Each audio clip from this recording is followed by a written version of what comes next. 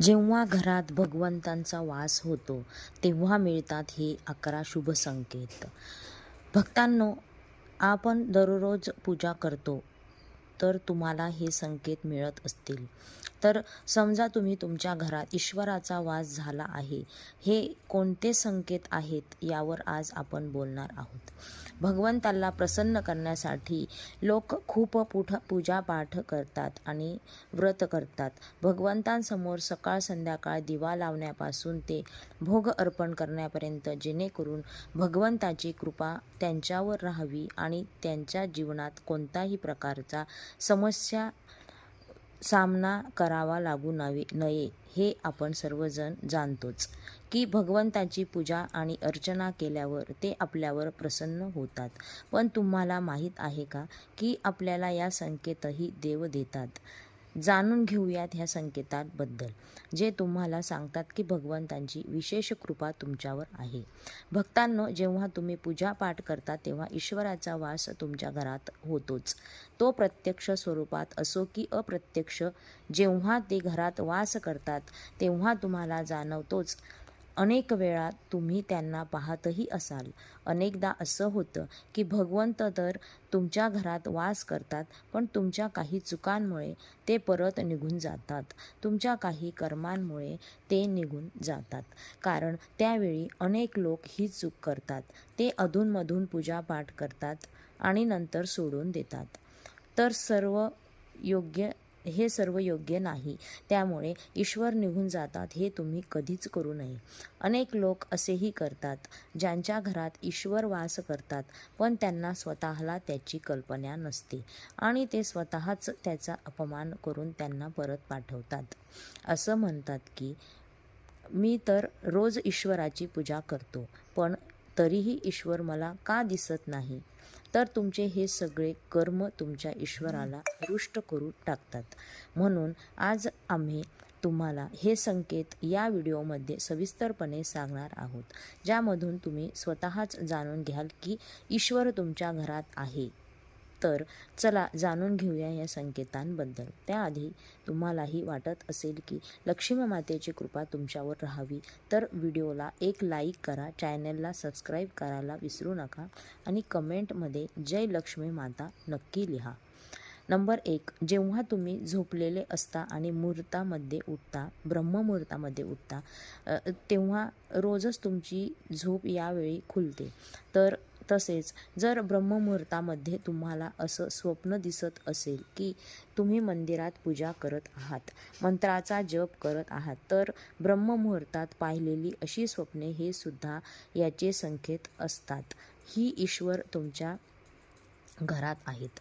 Number 2, जर तुम्हाला ब्रह्ममुहूर्तातच शंखाचा आवाज येत असेल, तर मंत्राचा आवाज ऐकू येत असेल, घंटाचा आवाज किंवा एखादं नाव, जसं की तुम्हाला राम राम म्हणत आहात, असा आवाज जर तुम्हाला ऐकू येत असेल, तर हा दुसरा संकेत असू शकतो की भगवंत तुमच्या घरात आहेत. नंबर 3, जेव्हा तुम्ही सकाळी सकाळी अंघोळ करून तयार होता तेव्हा तुम्हाला एक वेगळेच सुगंध येतो. हे विचित्र सुगंध असते. तो तुमच्या घरात कोणालाही येत नाही, फक्त तुम्हालाच जाणवतो. हे ना कोणत्याही अत्तराचे सुगंध असतो, ना कोणत्याही अगरबत्तीचे किंवा अन्य कुठल्याही वस्तूचे. फक्त तुम्हाला हे सगळे हे सुगंध तुमच्या घरातील मंदिरातून येते आणि ते घरात त्या ठिकाणी असेल तिथे तुम्हाला हे सुगंध जाणवते आणि तितके तुमच्या घरात मंदिराजवळ जातात तितकेच हे सुगंध जास्त तीव्रतेने येते.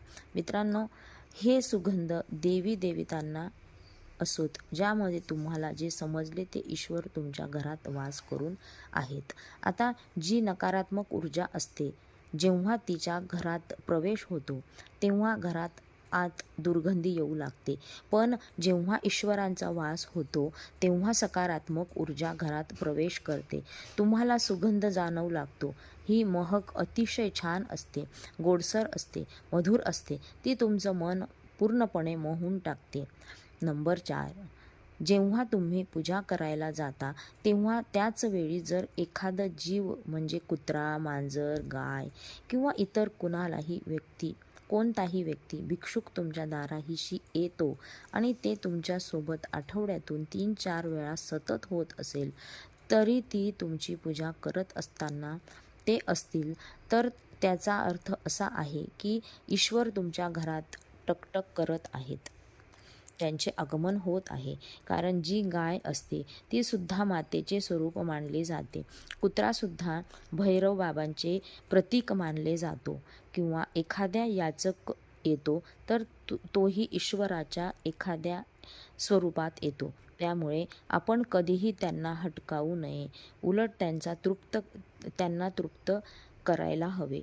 म्हणजे ज्यांना अन्न घ्यायला हवे सर्वात मोठं दान अन्नाचं किंवा पाण्याचं मानलं जातं.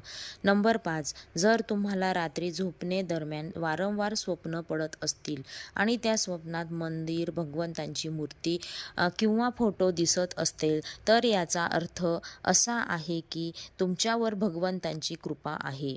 अनेक वेळा असं होतं की तुम्ही एखादी गोष्ट घ्यायला पुढे जाता, पण घेतानाच मनात काही शंका येते. सर्व काही योग्य असूनही काहीसं असं होतं की आपल्याला तो निर्णय घेण्यापासून मन थांबवत असतं. याचा अर्थ मानला जातो की तुमच्यासोबत एखाद्या दैवी शक्तीचा आशीर्वाद आहे.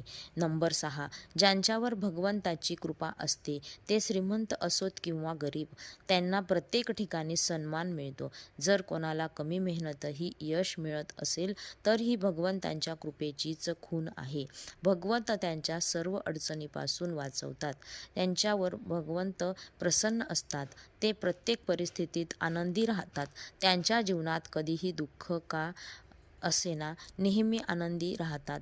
त्यांना कधीही कोणत्याही अडचणींपासून भीती वाटत नाही.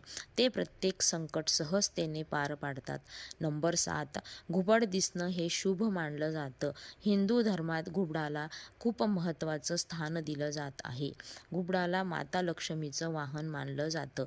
म्हणून जर तुम्हाला कुठे घुबड दिसत असेल तर अत्यंत शुभ संकेत मानला जातं. कुठल्याही ठिकाणी अचानक घुबड दिसलं तर समजा की लवकरच माता लक्ष्मी तुमच्या घरी येणार आहे. नंबर 8, खाण्यापिण्यात बदल होऊ लागल्यात. माता लक्ष्मी ज्या घरात येतात त्या घरातील लोकांच्या खाण्याच्या सवयी बदलू लागतात. असं सांगितलं जातं की अशा घरांमध्ये लोकांना भूक कमी लागते. विशेष बाब म्हणजे अशा लोकांना कमी अन्न पुरेसं वाटू लागतं. याशिवाय अशा घरातील लोक व्यसन आणि मांसाहारापासून दूर होऊ लागतात. नंबर 9, धनाची देवी माता लक्ष्मी यांना स्वच्छता खूप प्रिय असते. ज्या घरामध्ये स्वच्छता असते माता लक्ष्मी त्या घरात वास करतात. याशिवाय माता लक्ष्मीला स्वच्छतेसाठी वापरली जाणारी झाडू देखील खूप प्रिय असते. असं सांगितलं जातं की सकाळच्या वेळी कुठे जात असताना जर तुम्हाला एखाद्या व्यक्ती घराबाहेर झाडू मारताना दिसला तर हा खूप शुभ संकेत आहे. नंबर 10, शंखेचा आवाज शुभ संकेत देतो. हिंदू धर्मात शंखाला एक महत्त्वाचं स्थान दिलं जात आहे. एवढंच नाही तर शंखाचा आवाजही खूप शुभ मानला जातो. म्हणूनच कुठल्याही शुभ प्रसंगी सकाळी उठल्यावर तुम्हाला शंखाचा आवाज ऐकू आला तर एक शुभ संकेत असतो. असं मानलं जातं की सकाळी उठल्यावर शंखाचा आवाज ऐकू येणं हे तुमच्या घरी माता लक्ष्मी मातेचं आगमन असल्याचं लक्षण असतं. नंबर 11, जर तुम्हाला सलग 3 दिवस घरातून बाहेर पडताना निळकंठ पक्षी दिसला तर समजा की भगवंतांनाही तुमचं ऐकलं आहे. तुमची एखादी मोठी मनोकामना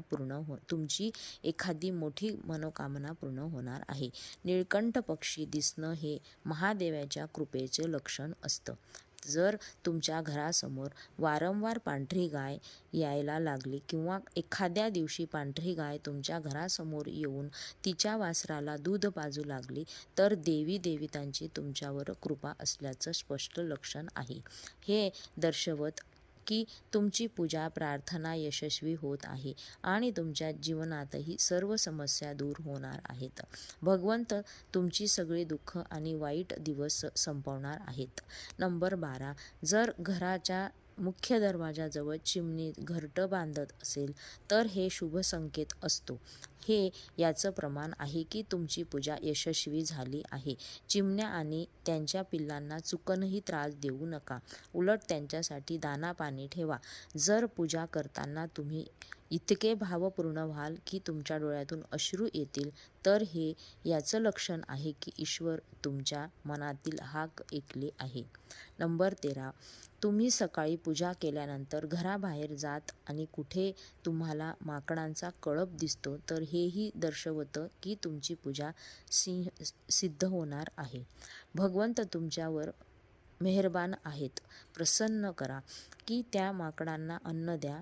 जर तुमच्या घरात कोणत्याही अगरबत्ती, रूम फ्रेश किंवा कृत्रिम सुगंधाशिवाय घरात सुगंध आणि ताजेपणा जाणवत असेल, तर ते समजा की तुमच्या ईश्वराची कृपा आहे आणि लवकरच तुमचे दिवस पालटणार आहेत. नंबर 14. पूजेदरम्यान घरात एखाद्या अतिथीचे आगमन होणे हे देखील भगवंताच्या कृपेचे लक्षण आहे. जर अतिथी एखादा भेटवस्तू घेऊन आला, तर हे स्पष्ट संकेत आहे की भगवंतांनी तुमची पूजा स्वीकारली आहे. जर पूजेदरम्यान लावलेल्या दिव्याची ज्योत अचानक वेगाने पेटू लागली, तर समजा तुमची पूजा सिद्ध होणार आहे आणि ईश्वराच्या कृपेने तुमचे दुःखाचे भरलेले दिवस लवकरच दूर होणार आहेत. जर अनेकदा तुमच्या झोप सकाळी 3 वाजल्यापासून 5:30 वाजेच्या दरम्यान म्हणजेच ब्रह्ममुहूर्तावर उघडत असेल, तर हे देखील ईश्वराचे संकेत आहेत